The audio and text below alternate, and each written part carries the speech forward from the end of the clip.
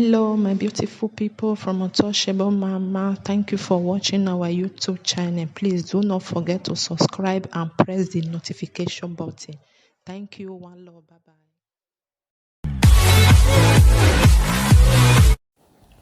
Hello my people, I greet the full house. Also na dey fine. Una do well, so una take dey help me take dey share, comment, like. God go bless una. I appreciate una well.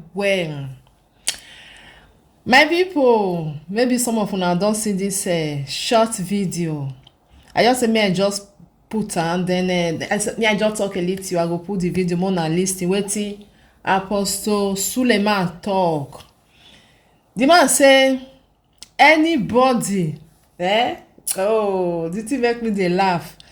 Is anybody wey wan talk about am for social media? First of all, is anybody wey wan grow their YouTube or their page? He say na im name, he say na pastor names na dem dey use. He say dem go come talk wetin the pastor no do plus wetin he do. Dem go come dey talk am, dem dey narrate am dey go. He say na that one na dem take dey use take dey build their page. He say dem too lie. He say the lie wey all the YouTubers people dey talk, he say no be today. Even he say even the social media dey even dey shock sef. Say which kind lie una dey lie so? He say many things wey dem don call am, dem don call am say im be fake, e be this one, e be that one. He talk many things for them, my people.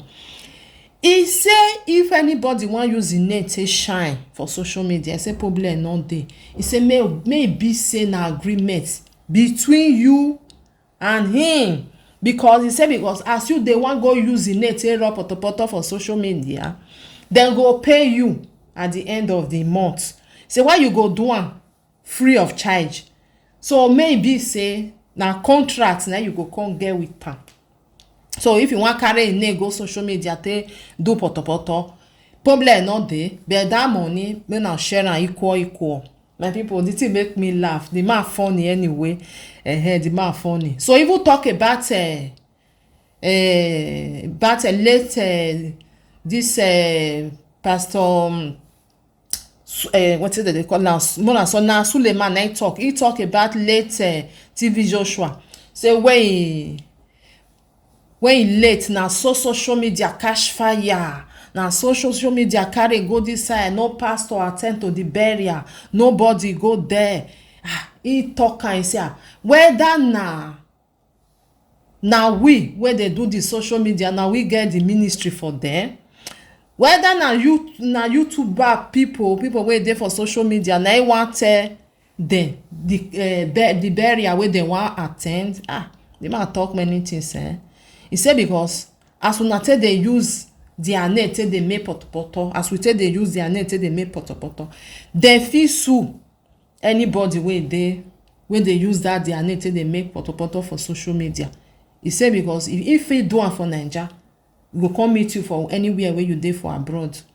The man funny, talk many things. The thing make me laugh a little bit, na true say many people talk about say dem no attend them TV Joshua burial because normally dem be man of God. Maybe dem send people go, we no know. Say no be all burial people dey want make dem dey go. Maybe dem get their appointment, dem get wetin dem wan do that moment. Dem no fit cancel am, dem no fit withdraw the appointment. Dem go say okay, dem go send person, make person go stand for them. E go come be like say na dem even dey there, so we no know. As social media no see any of their face for there, na make dem talk, na make people talk, because we dey talk wetin we see. Because then they preach, then they make peace, they make love dey, na dem get what they preach to people. So as people wey dey social media not see that kind love for them, wey a man wey dem dey hear im name well like that, e come late.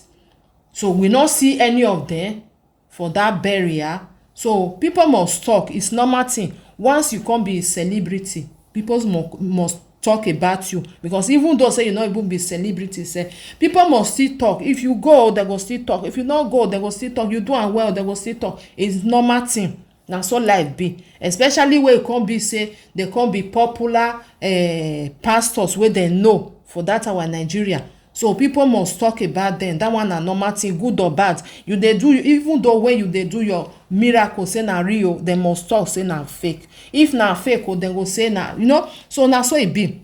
For my own, the one wey you just talk, I know say just to talk about people, say why una dey tell person the kind of burial this thing wey dem go go, or wey the one wey dem no go go. That is for my own. He just talk this one for just to talk am. But the thing make me laugh and say anytime when I wan take am and take rub potopoto, una make sure say una get agreement with am. E no go worry anywhere when you like, make you carry am go. You know, see, we are still talking about money. He say agreement. If they pay you, you go bring half come for me. Carry my name, make you turn. No, not be so. Anyway, my brothers and sisters, may I put the video, more than listening to waiting talk, the thing make me laugh, you know. It just make me laugh. People must talk, because of say they not go there. You know me say maybe they not there. Maybe they say people go, may they attend the burial ceremony of late TV Joshua. If it be that one. But they don't be person wey famous. People must talk about them on social media. If person not talk about them, say they made mistake, they do this one. Wetin person go come talk about? Now then they make the social media, they prove.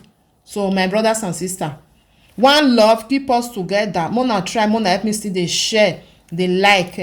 God go bless una. I dey appreciate una well. I really love wetin una dey do, my people.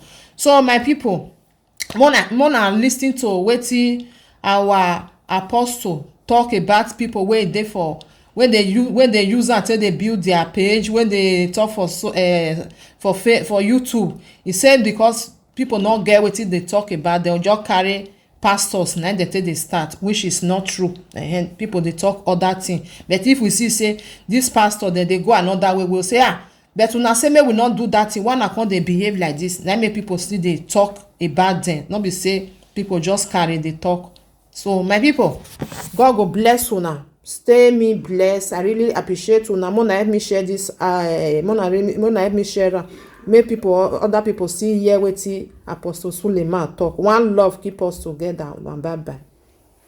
There's something that is becoming a pattern, and we need to address it. That a lie has been in the office for a long time doesn't make it the truth. Longevity is not legality. Now, when anybody wants to open a YouTube channel or have a blog that will sell, one of the strategies to make people get attracted, to get lots of views and comments, is to attack pastors. And I'm one of the major subject matter. I don't have a problem with that, because a million abuses cannot do nothing. But what I have a problem is that at the end of the month, YouTube is paying you for insulting me. So we need to have an agreement. Go ahead, insult me, but pay me. If you want to insult me, pay me. Then do the videos. Abuse me, you have my permission. Because 1 million videos cannot bring a true man of God down. That's the truth. Nothing. My life has proven that to you. Media is a wrong means. The man of God you can only bring down through media is a man of God who doesn't have proofs and results of his calling. A man of God lays hands on somebody who has cancer. You saw a child brought here that was blind, that the eyes open. Is it that father you will tell that the man of God is fake? When he's seen his blind child who receives sight, he will come after you. So my own now is a negotiation. I'm saying this because some of you who do this YouTube thing, you are in America, you are in London, you are in China, you don't know that we can come after you with the law. I can sue you in Nigeria and get what they call foreign enforcement of judgment through the embassy, to your embassy. In UK, defamation is £100,000. There are some ministers who are even living wrong lives that God should punish, but because of your lies, God is showing them mercy. The YouTubers, the way they lie, even Satan is shocked. You just come up with something. A pastor died the other day in Lagos. When some of us heard the death, for 2 days we could not sleep. Me, I had pains in my chest. I went to Mama's room. I said, why would this man die? How can you be a man of God? You're happy that a fellow man of God is dead. But they put it in the media. They are all happy. Who is happy? I had a program here. People are coming from all over the world. We should abandon the program and go to a burial to make you happy. You know many of our representatives we send there. But you just go out. Oh, they are happy. Did they attend? Who are you to tell me what's better to attend? Is ministry for your family meeting?